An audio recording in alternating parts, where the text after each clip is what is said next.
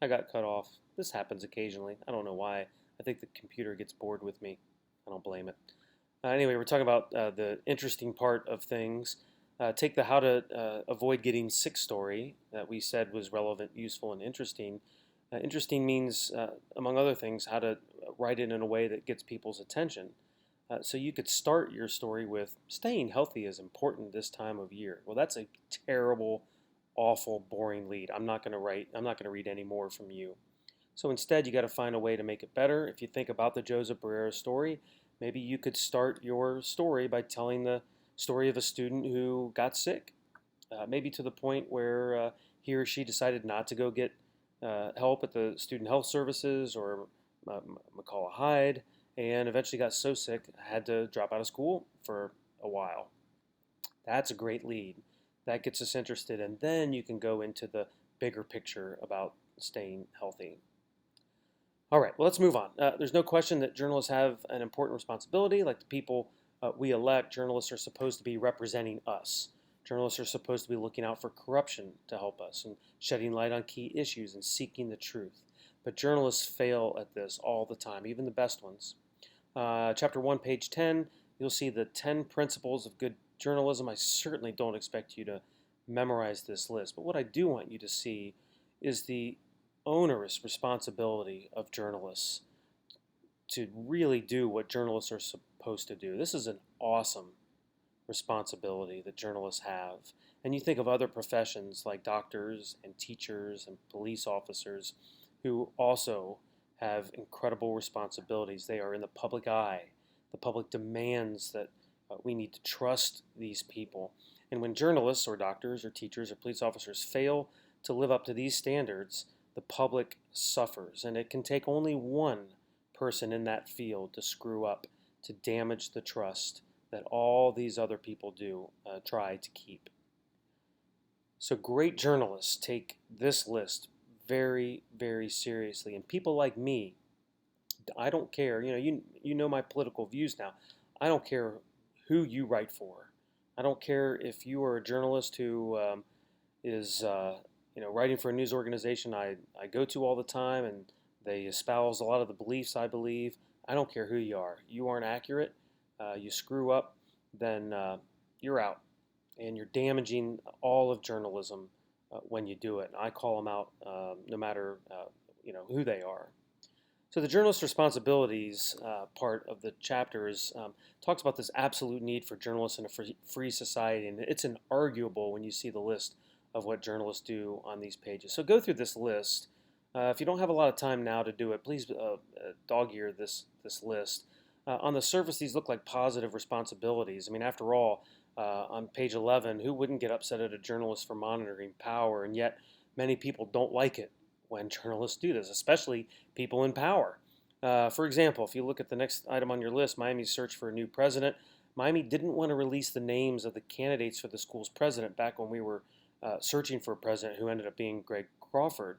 And the student was diligent in trying to get those names. And Freedom of Information Act, which is saying that if you're a public entity, you have to, by law, give the press the information that it seeks.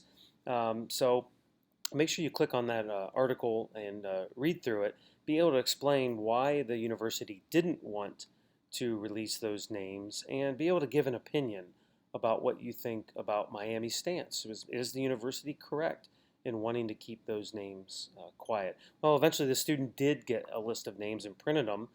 Do you think the student should have done that based on what Miami University argued? That'd be an interesting conversation to have, I don't know, on a quiz on Monday.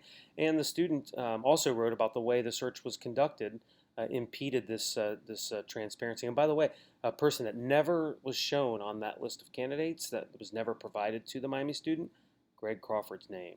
The university never gave up his name. Okay, we're moving to page 12 in chapter 1, which is accuracy. Accuracy is number one. Just like I said earlier, don't care how well you write, don't care about your interviews, I don't care. Even your lead won't matter to me how great it is if you're not accurate with your information. You're inaccurate, you've lost me. I'm moving on.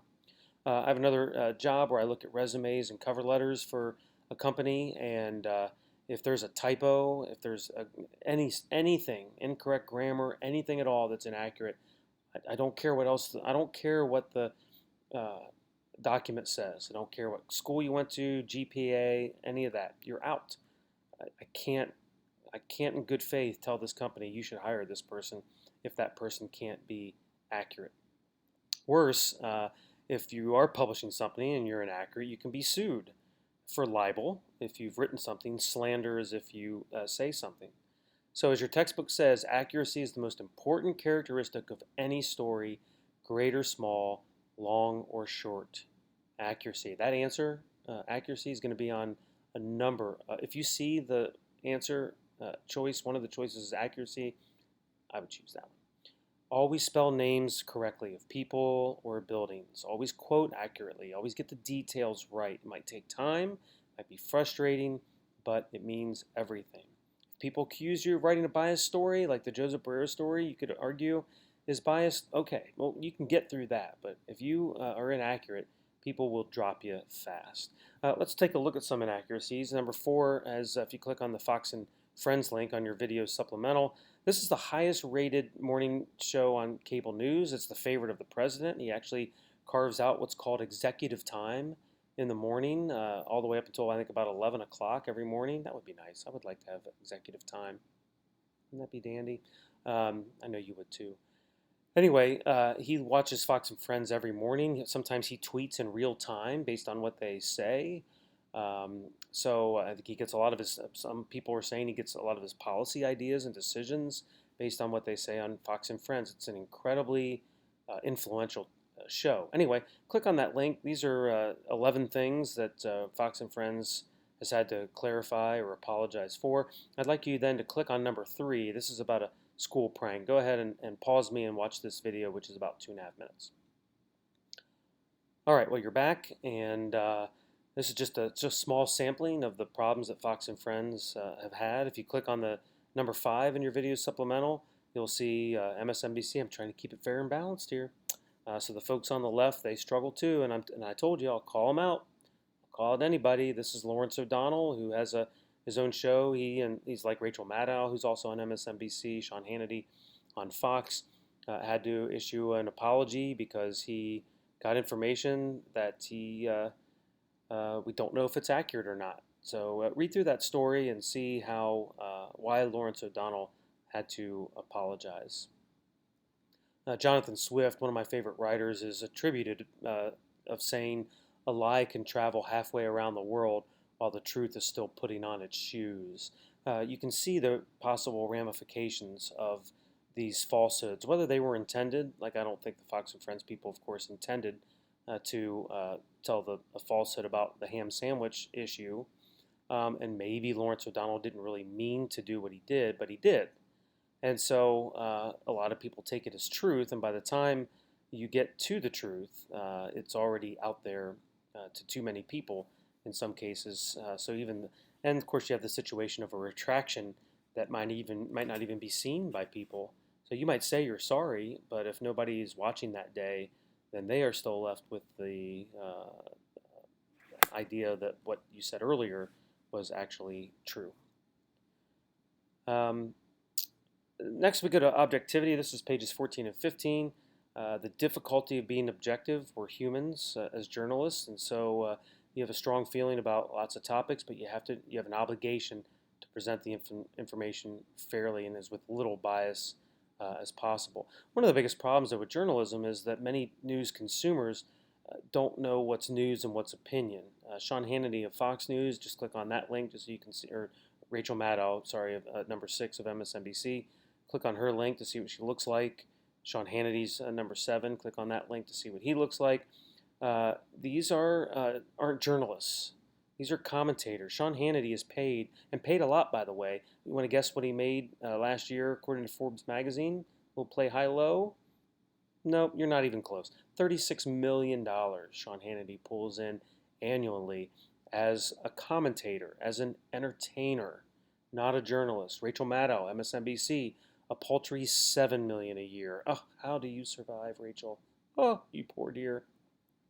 As entertainers, You might agree with them, but what you need to know, what most people don't know, is that these are not journalists. They are giving their slanted opinion on the news. All right, but back to accuracy. In today's media, where news organizations are trying to beat so many other news organizations with a story, accuracy issues happen all the time. And the thing is, you're going to misspeak. You're going to say something or write something that's simply wrong. But when you do it, you admit it. Just admit it. You screwed up and you vow to do a better job in the future. As long as you're not doing it maliciously, then people will accept errors. Sometimes those errors can be pretty funny. So let's do what Shakespeare did when the audience was in pain, and I'm guessing you're in a lot of pain right now. Thanks for hanging in there so far. It's time for a little comic relief. So if you look underneath number 7, some accuracy fails, read through those. I'll make you chuckle, I promise. Go ahead and pause me, read through those, and then come back to me. All right, weren't those funny? Those are funny. I know, I know. The Earth orbits the sun, not the moon. Duh. We're moving to chapter 2. Talk about the changing media, what it was news was and is. Legacy media screwed up in the 90s. I was in the Cincinnati Enquirer in the 90s, and I remember being in the newsroom downtown Cincinnati when Greg Noble, who used to be the sports editor, he was the head of the whole sports section, resigned from that post to take over as the Enquirer's web editor. And we thought he was nuts. You're the sports editor. You made it, man. I mean, you get to. It's such a great job. And he's like, no, I think this is where we're headed. I think the internet is what's going to happen. And this is, I mean, I had, I don't think I had an email at this point. No, I didn't. I didn't get an email address until 1998, I think.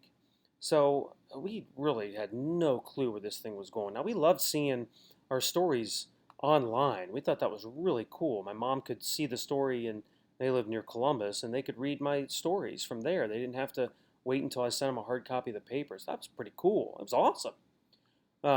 But all those articles were free, no charge.